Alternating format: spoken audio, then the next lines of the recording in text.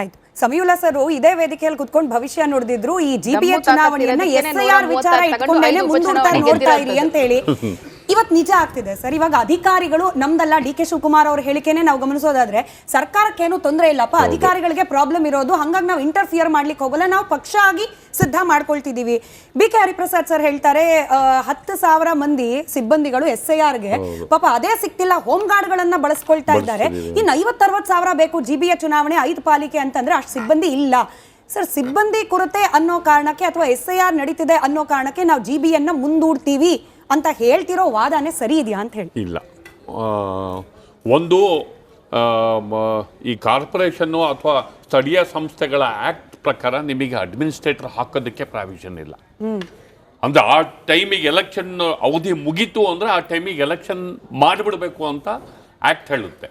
At the same time reservation ವಿಚಾರ ಬಂದಾಗ, ಹಾಗೆಯೇ ಇನ್ನು ಡಿಲಿಮಿಟೇಷನ್ ವಿಚಾರ ಬಂದಾಗ, ಮತ್ತಿತರೆ ವಿಚಾರಗಳು ಬಂದಾಗ ಹೆಚ್ಚು ಪವರ್ಸು ಆ ಆಕ್ಟ್ ಅಲ್ಲಿ ಎಲೆಕ್ಷನ್ ಕಮಿಷನ್ ಕೊಟ್ಟಿಲ್ಲ.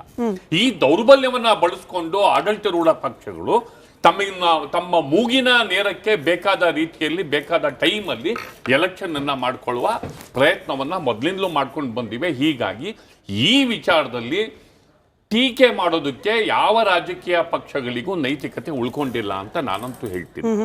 ಈ ವಿಚಾರದಲ್ಲಿ BBMP ಎಲೆಕ್ಷನ್ನು ಯಾಕೆ ಮಾಡ್ತಿಲ್ಲ ಅಂತ ಕೇಳೋದಕ್ಕೆ ಎಲ್ಲ ರಾಜಕೀಯ ಪಕ್ಷಗಳ ಕೊಡುಗೆನೂ ಇದೆ.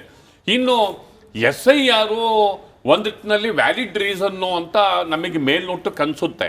1.3 crores ಅಲ್ಲಿ ಪಾಪ್ಯುಲೇಷನ್ ಇದೆ, ಅಲ್ಲಿ ಅವ್ರ ಆ ಪ್ರೋಸೆಸ್ ಅಲ್ಲಿ ಒಂದು ವರ್ಗ ಇನ್ವಾಲ್ವ್ ಆಗ್ಬೇಕಾಗಿ ಬರುತ್ತೆ.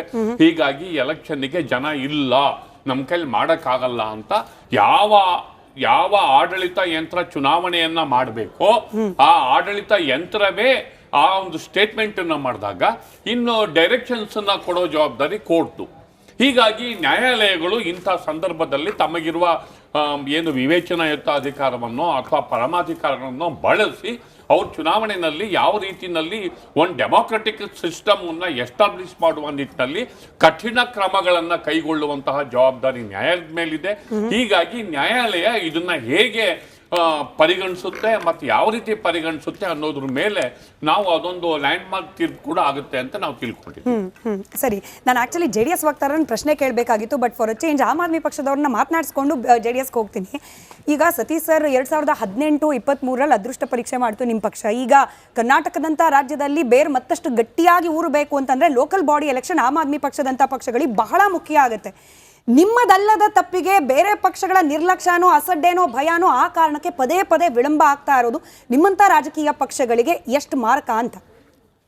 ಸ್ಮಿತಾ ಅವರೇ, ಒಂದು ಕಡೆ ನಮ್ಮಂಥ ರಾಜಕೀಯ ಪಕ್ಷ ಅನ್ನೋದಕ್ಕಿಂತ ಈ ರಾಜಕೀಯ ಪಕ್ಷಗಳ ಇವರ ಒಂದು ಮೇಲಾಟಕ್ಕೆ, ಅಂದರೆ ಇವರ ಒಂದು ವೈಯಕ್ತಿಕ ಹಿತಾಸಕ್ತಿಗಳು ಮತ್ತು ಇವರ ಒಂದು ಅಡ್ಜಸ್ಟ್ಮೆಂಟ್ ರಾಜಕಾರಣಕ್ಕೆ ಇವತ್ತು ಲೋಕಲ್ ಬಾಡಿ ಎಲೆಕ್ಷನ್ ಅಂತಕ್ಕಂಥದ್ದು ಕರ್ನಾಟಕದಲ್ಲಿ ಮರೀಚಿಕೆ ಆಗಿದೆ. ಮತ್ತು ಇವ್ರಿಗೆ ಅದ್ರ ಬಗ್ಗೆ ಒಂದು ಕಿಂಚಿತ್ತೂ ಇಲ್ಲ. ಯಾಕಂದರೆ ಕಾನೂನು ತರೋದು ಇವರೇ, ಆ ಕಾನೂನನ್ನು ನಯವಾಗಿ ಮುರಿತಕ್ಕಂಥ ಒಂದು ಸ್ವಭಾವ ನೀವೊಂದು 30 ವರ್ಷದಿಂದ ನಾನು ಕೊಟ್ಬಿಡ್ತೀನಿ. ಯಾವ್ಯಾವ ರೀತಿ ಮಾಡಿದ್ರು ಇವ್ರು ಹೆಂಗೆ ಅಂದರೆ, ಒಂದು ಕಡೆ ಇವರು ಸರ್ಕಾರಗಳನ್ನು ಮಾಡ್ತಾ ಇರ್ತಾರೆ. 2000 ಬೆಂಗಳೂರಿಗೆ ಬರೋ ವಿಚಾರದಲ್ಲಿ ನೋಡೋದಾದರೆ 2000 ಇಸ್ವಿಯಿಂದ 2005 ಕಾಂಗ್ರೆಸ್ ಸರ್ಕಾರ ಇರ್ತದೆ, BMP ಅಂತ ಇರುತ್ತೆ. 5 ಮುಗಿದ ನಂತರ ನೆಕ್ಸ್ಟ್ ಎಲೆಕ್ಷನ್ ನಡೆಯೋದು ಬೆಂಗಳೂರಲ್ಲಿ 5 ವರ್ಷ ಬಿಟ್ಟು, ಅಂದರೆ 2010 BBMP ಅಂತ ರಚನೆ ಮಾಡ್ತಾರೆ. ಅಲ್ಲ ರೀ, ಆಡಳಿತ ಮಾಡ್ತಕ್ಕಂಥ ಸರ್ಕಾರಕ್ಕೆ BMP ಅಂತ ಇದ್ದ ನಂತರ BBMP ಅಂತ ಮಾಡೋದು ಎಲೆಕ್ಷನ್ ಮುಗಿದ ಮೇಲೆ ಮಾಡೋದು ಆ ಪ್ರೊಸೆಸ್ಸು? ಇಲ್ಲ BBMP ಆಡಳಿತ ಮುಗಿದ ಮೇಲೆ ನೀವು ಗ್ರೇಟರ್ ಬೆಂಗಳೂರು ಮಾಡಬೇಕು ಅಂತ ನಿಮ್ಗೆ ಆ ಅವಧಿ ಮುಗಿದ ಮೇಲೆನೆ ಬರೋದು ಐಡಿಯಾಗಳು ಇವ್ರಿಗೆ. ಒಂದ್ ಕಡೆ ಕಾಂಗ್ರೆಸ್ಸು ಇದೇ ಕೆಲಸ ಮಾಡಿದೆ, ಇನ್ನೊಂದು ಕಡೆ BJPನೂ ಇದೇ ಕೆಲಸ ಮಾಡಿದೆ. ನೀವು ಏನು ಈ ಲೋಕಲ್ ಬಾಡಿ ಎಲೆಕ್ಷನ್ಗಳಲ್ಲಿ ಏನು ವಿಕೇಂದ್ರೀಕರಣ ಅಂತ ನೀವು ತಂದುಬಿಟ್ಟು ಇವತ್ತು ಎಲ್ಲ ಕೇಂದ್ರೀಕರಣ ಮಾಡ್ಕೊಂಡು ಕೂತಿದ್ದಾರೆ. ಒಂದು ಕಡೆ ಕಾಂಗ್ರೆಸ್ನವರು BJPನ ಬ್ಲೇಮ್ ಮಾಡೋದು, ಏನು ಸರ್ವಾಧಿಕಾರಿ ಹತ್ರ ನೀವು ಸರ್ಕಾರಗಳು ಹೋಗ್ತಾ ಇದೆ, ಸಂವಿಧಾನನ ರಕ್ಷಣೆ ಮಾಡಬೇಕು, ಬುಕ್ ತಗೊಂಡು ಒಂದು ಕಡೆ ತೋರಿಸೋದೇನು, ಇವರು ಬಾಬಾ ಸಾಹೇಬ್ ಅಂಬೇಡ್ಕರ್ಗೆ ಸಂವಿಧಾನಕ್ಕೆ ಬಿದ್ದು ಕೈ ಮುಗಿಯೋದೇನು? ಅಬ್ಬಬ್ಬಬ್ಬಬ್ಬಬ್ಬ, ಏನ್ ಸ್ಟಂಟು, ಏನಿದು, ಅವ್ರ ಮೇಲೆ ಇವರು ಇವ್ರ ಮೇಲೆ ಅವರು, ಮಧ್ಯದಲ್ಲಿ ಹಾಳಾಗೋಗ್ತಾ ಇರೋದು ಬೆಂಗಳೂರು ನಗರ. ಇವತ್ತು ಒಂದು ಜನರೇಷನ್ನೇ ಹಾಳು ಮಾಡ್ಬಿಟ್ಟಿದ್ದಾರೆ. 10 ವರ್ಷದಿಂದ ಲೋಕಲ್ ಬಾಡಿ ಎಲೆಕ್ಷನ್ಗಳನ್ನ ಜಿಲ್ಲಾ ಪಂಚಾಯತ್, ತಾಲೂಕ್ ಪಂಚಾಯತ್ ಏನು ಉದಯೋನ್ಮುಖ ನಾಯಕರು ಉದಯ ಆಗ್ಬೇಕಿತ್ತು, ಅಂತ ನಾಯಕರುಗಳನ್ನ ಹಾಳು ಮಾಡಿದ ಕೀರ್ತಿ ಈ ಎರಡೂ ಪಕ್ಷಗಳಿಗೆ ಸೇರ್ತದೆ. ಬಹಳ ವ್ಯಾಲಿಡ್ ಇದೆ ಸರ್. ಒಂದು Generation ಜನರೇಷನ್ ಪಾಲಿಟಿಕ್ಸ್ ಈ ಪಾಯಿಂಟ್ ವ್ಯಾಲಿಡ್ ಇದೆ. 10 ವರ್ಷದಿಂದ ಯಾವ ಲೋಕಲ್ ಲೀಡರ್ ನೀವು ಬೆಳೆಸಿದ್ದೀರಾ, ಅದೇ MLA ಚುನಾವಣೆ ಬಂದ್ಬಿಟ್ರೆ ಇವ್ರು ಹೋದ ನಂತರ ಇವ್ರ ಮಕ್ಕಳು ಬರ್ತಾರೆ, ಇವ್ರ ಮಕ್ಕಳು ಹೋದ್ಮೇಲೆ ಮೊಮ್ಮಗನೂ ಬಂದ್ಬಿಟ್ಟಿದ್ದಾನೆ ಈಗಾಗ್ಲೇ. ಎಲ್ಲಿಗ್ರಿ ತಗೊಂಡು ಹೋಗ್ತಾ ಇದೀವಿ ಪ್ರಜಾಪ್ರಭುತ್ವನ? ಯಾವ ನೈತಿಕತೆ ಇಟ್ಕೊಂಡು ನಾವು ಮಾತಾಡ್ತಾ ಇದೀವಿ ಪಬ್ಲಿಕ್ ಡೊಮೈನ್ ಅಲ್ಲಿ? ಇವತ್ತು ತುಂಬಾನೇ ಅಸಹ್ಯ ಅನಿಸ್ತದೆ. ಯಾಕಂದ್ರೆ 5 ವರ್ಷ ಆದ್ಮೇಲೆ ಒಂದು ಸರ್ಕಾರ ಜ್ಞಾನೋದಯ ಆಗ್ತದೆ ಅಂದ್ರೆ ಬೆಂಗಳೂರು ನಗರದ ಮೇಲೆ, ಕರ್ನಾಟಕದ ರಾಜ್ಯದ ಮೇಲೆ ಈ ಪಕ್ಷಗಳಿಗೆ ದೂರದೃಷ್ಟಿ ಇಲ್ಲ. ಈ ಪಕ್ಷಗಳು ಎಲ್ಲ ಒಂದೇ ನಾಣ್ಯದ ಎರಡು ಮುಖಗಳು. ನಾನು ಹೇಳೋದಾದ್ರೆ ಇವ್ರದೆಲ್ಲ ಅಡ್ಜಸ್ಟ್ಮೆಂಟ್ ರಾಜಕಾರಣ. ಎಲ್ಲ ಕೂತ್ಕೊಂಡು ಇವ್ರಿಗೆ, ಯಾಕಂದ್ರೆ ಹೇಳಿದ್ರಲ್ಲ ವ್ಯಾಲಿಡ್ ಪಾಯಿಂಟ್ ಅಲ್ಲಿ ಹೇಳಿದ್ರು, ಅದ್ರಲ್ಲೂ ಒಂದು ಪಾಯಿಂಟ್, ಶಾಸಕರಿಗೆ ಚುನಾವಣೆ ಬೇಡ ರೀ.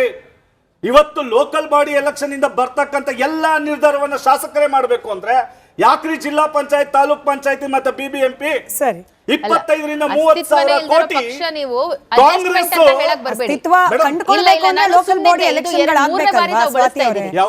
ಅಡ್ಜಸ್ಟ್ಮೆಂಟ್ ರಾಜಕೀಯ ಯಾರು ಮಾತಾಡ್ತಿದ್ದೀರಾ ನೀವು ಬೆಂಗಳೂರಿನಲ್ಲಿ? DK ಶಿವಕುಮಾರ್ ಅವರು ರಾತ್ರಿ ಹೊತ್ತು ಪಾಪ ಇವ್ರು ಹೋಗಿ ಬಿಜೆಪಿಯ ವಿಜಯೇಂದ್ರ ಅವರು ಮೀಟ್ ಮಾಡ್ತಾರೆ.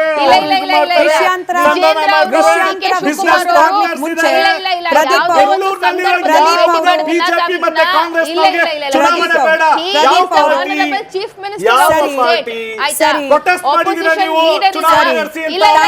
ನೀವು ನನಗೆ ಜೆಡಿಎಸ್ ಗೆ ಪ್ರಶ್ನೆ ಕೇಳಲಿಕ್ಕೆ ಲೀಡ್ ಕೊಟ್ರಿ. ಒಂದ್ ನಿಮಿಷ ಸ್ವಾತಿ ಅವರೇ, ಪ್ರದೀಪ್ ಅವ್ರ ಮಾತ್ರ ಆನೇರ್ ಇದೆ.